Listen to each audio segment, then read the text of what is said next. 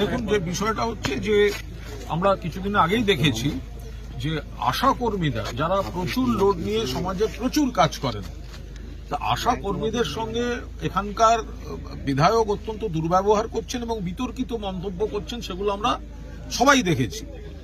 এরপরে আমরা একটি খবর পাই যে এই গ্রামের এক আশা দিদি আমাদের, তার মৃত্যু ঘটেছে এবং রুম্পা মণ্ডল, তার মৃত্যু ঘটেছে।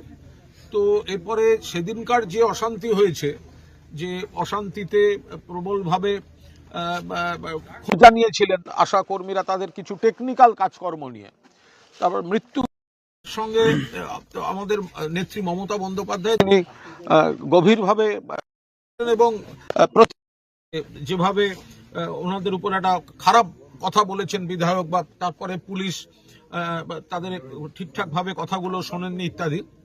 তো মমতা বন্দ্যোপাধ্যায় হয়তো আসতেন, কিন্তু তাকে যেহেতু সেভাবে বেরোতেই দেওয়া হচ্ছে না, তখন মাননীয় সাংসদ দোলা সেন এবং আমাকে এবং আমাদের সঙ্গে গণমঞ্চের এখানে রন্তিদেব সেনগুপ্ত, সুমন ভট্টাচার্যরা আছেন, তো আমাদের একটি টিমকে মাননীয় মমতা বন্দ্যোপাধ্যায় আজকে এখানে পাঠিয়েছেন। আমরা খুব সংক্ষেপে আমরা খবর পেয়েছিলাম যে একটা কিছু কাল থেকে রাত্রির থেকে চলছে, কিন্তু যিনি প্রয়াত তার স্বামীর সঙ্গেও কথা বললাম, তার আত্মীয়া এবং এই এলাকার যারা বিশিষ্ট মানুষ রয়েছেন তাদের সঙ্গে একটা টেকনিক্যাল বড় প্রবলেম, এটা সরকারকে বুঝতে হবে।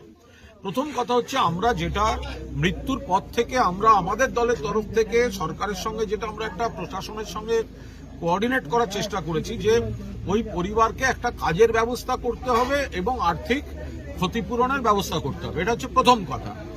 আর দুই হচ্ছে, আমরা যেটা শুনেছি, এটা এই যে আশা দিদিদের যে কাজটা, মা, সন্তান, পরিবার, স্বাস্থ্য, এইসবের সঙ্গে সঙ্গে কেওয়াইসির একটা কাজ দেয়া হচ্ছে।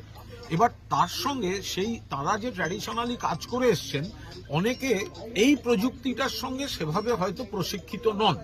আর একটা বিরাট প্রবলেম যেটা দোলার আমরা আস্তে আস্তেও দেখলাম, এখানে বহু জায়গায় নেট ঠিকভাবে পাওয়া যাচ্ছে না।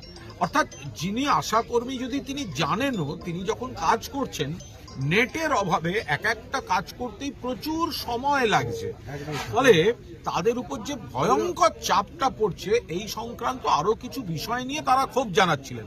সেখানে গিয়ে তাদেরকে ওইসব খারাপ ধরনের কথা বলেছেন বিজেপির বিধায়ক চন্দনা বাউড়ি, এবং সেখানে তার পরবর্তীকালে তাদের আমরা যে জমায়েত বা বিক্ষোভ দেখেছি এবং তাদের যে বক্তব্যগুলো, সেটাও সহানুভূতির সঙ্গে শোনা হচ্ছে না, যেখানে মমতা বন্দ্যোপাধ্যায় চিরকাল যখন মুখ্যমন্ত্রী ছিলেন যে আশা দিদিদেরকে একটা অন্য চোখে দেখেন।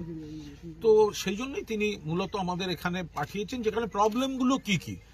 প্রথম হচ্ছে পরিবারকে ক্ষতিপূরণ এবং বিকল্প কাজ, সেটা আমাদের তরফ থেকে আগেই কোঅর্ডিনেট করা হচ্ছিল। আমরা তো শুনলাম কেউ এইসব পরিবারকে গিয়ে বলেছে, আচ্ছা আমরা এগুলো করে দেবো, ওনারা সব দাবি করছেন, কারণ আমাদের তো দাবিটা তো 3-4 দিন ধরেই আমরা করছি যে আমরা করে দেবো, কিন্তু ওনারা না এলেও চলে আর কি ব্যাপারটা। তো যদিও পরিবারের সকলেই কথা বলেছেন এবং গ্রামের সঙ্গে আমরা কথা বলছি, আমরা এগুলো প্রশাসনের দৃষ্টি আকর্ষণ করব যে যেখানে নেটওয়ার্ক ঠিক নেই, সেখানে এই কেওয়াইসির প্রযুক্তিগত দিক আশা দিদিদের উপর বাড়তি চাপ সৃষ্টি না হয়।